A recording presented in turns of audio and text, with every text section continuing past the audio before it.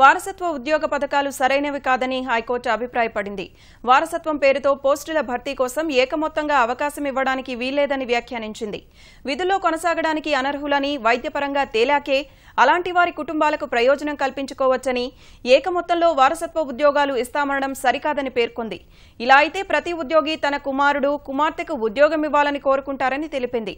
కారుణ్య నియామకాల్లో పారదర్శకత పాటించాలన్న సుప్రీంకోర్టు ఉత్తర్వులను గుర్తు చేసింది. సింగరేణిలో 30,000కు పైగా వారసత్వ ఉద్యోగాల నియామకానికి సంబంధించి సింగరేణి సీఎండీ ఇచ్చిన ఉత్తర్వులను సవాల్ చేస్తూ గోదావరి ఖనికి చెందిన సతీష్ కుమార్ దాఖలు చేసిన ప్రజా ప్రయోజన వ్యాజ్యంపై విచారణ చేపట్టిన హైకోర్టు ఈ వ్యాఖ్యలు చేసింది.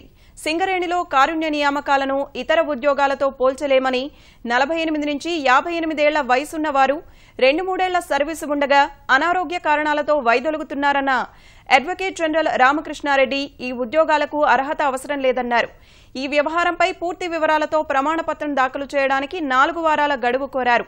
అందుకు అంగీకరించిన హైకోర్టు విచారణను మార్చి 6కు వాయిదా వేసింది.